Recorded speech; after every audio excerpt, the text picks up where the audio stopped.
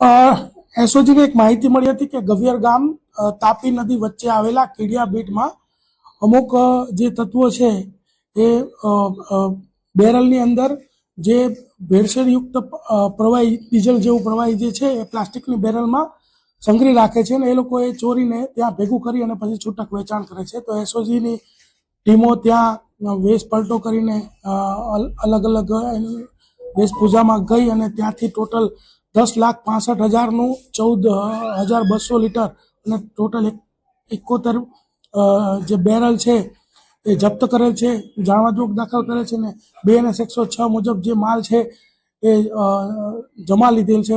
તેમજ જે ત્યાં આજુબાજુ જે મજૂર એક બે મળ્યા એને પૂછપરછ કરતા આ જે તમામ જે પ્રવૃત્તિ જે છે એ રાજેશ પટેલ, તેજસ પટેલ તેમજ જેમિસ કરીને જે વ્યક્તિ છે આ લોકો ચલાવી રહ્યા એવું પ્રારંભિક માહિતી છે.